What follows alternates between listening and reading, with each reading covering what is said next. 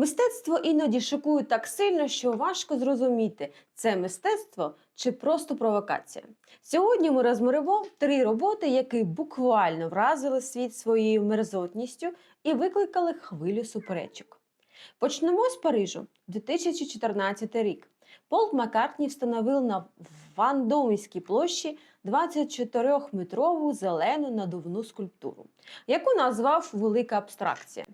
На вигляд величезна зелена ялинка, але публіка одразу побачила щось зовсім інше. Глядачі порівняли її з дорослою іграшкою. Реакція була миттєвою, шоковою, сміх, фото в соцмережах, скандал.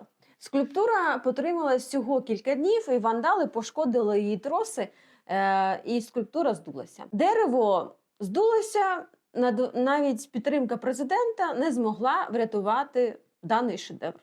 Пол Маккартні відмовився її відновлювати, і ця робота стала класичним прикладом того, як провокація може перевершити мистецтво за увагою публіки. І це була не перша його інсталяція. У 2008 році біля центру Пауля Кліє в Берні з'явились гігантські надувні собачі фекалії, які зомбують глядача власною гідністю.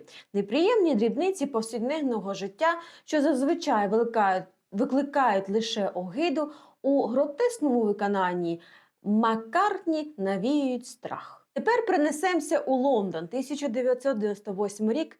Апогеєм демонстрації власних проблем і депресії стала інсталяція Трейсі Емен. Це було її власне ліжко з жовтими плямами на пом'ятих простирадлах, використаними презервативами, порожнечими пляшками, заношеною білизною, плямами менструальної крові та залишками противозачаточних таблеток. За словами художниці, вона провела в цьому ліжку кілька важких днів під час депресії. Постіль розповідає про її безконтрольне пиття, випадкові сексуальні зв'язки, глибокий сон і моменти повної розгубленості. Реакція публіки була шоковою – від огиди та відрази до іронічних коментарів. Але критики були в захваті. Критики писали, що робота шокувала і тому була надзвичайно важливою. Вона ламала табу щодо жіночності, телесності, сексуальності та сорому. У 1999 році Трейсі Емен отримала премію Тернера, а мільярдер Чарльз Саачі купив «Моє ліжко» за 150 тисяч фунтів і згодом продав її на аукціоні за 2,5 мільйонів фунтів. Емін зазначила, що ліжко демонструє не предмет, а її особисту історію, її біль, самотність та боротьбу за щастя. Після того, як роботи «Моє ліжко» Трейсі Емен продала на аукціоні Крісті, її купив німецький колекціонер граф Крістіан Дюргайм. Він вирішив передати її в музей на довгострокове музейне зберігання приблизно на 10 років. Завдяки цьому «Моє ліжко» повернулося до колекції галереї Тате Модерн у Лондоні, де її показують публіці як важливий твір сучасного мистецтва. У 2026 році в Тате Модерн навіть відкрилася велика виставка, присвячена творчості Трейсі Емен, де «Моє ліжко» є одним з центральних експонатів.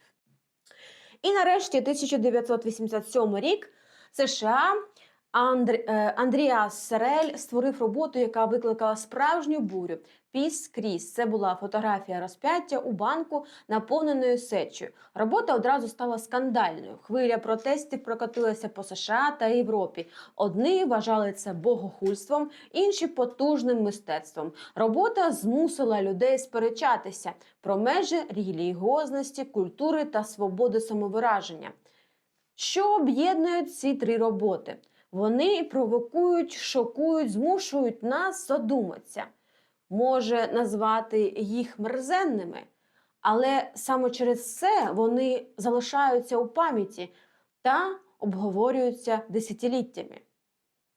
Дерево, My Bed, Піс Кріс – це виклик нашим уявам про мистецтво. Іноді саме у провокаціях, у шоку і навіть у огидності криється сенс, який художник хоче передати. Сучасне мистецтво не завжди приємне. Воно не завжди красиве, але воно завжди змушує нас дивитися на світ інакше. Іноді саме мерзенність і шок відкривають очі на глибші істини. А мене звати Анастасія. На цьому каналі я розповідаю про мистецтво та митців. Я також митець, і мої роботи ви можете побачити на моїй сторінці в інстаграмі, QR-код якої ви зараз бачите на екрані. Я дуже дякую вам за перегляд. Будь ласка, підпишіться на цей канал, поставте, будь ласка, вподобаєчку і до зустрічі на наступному відео. Па-па!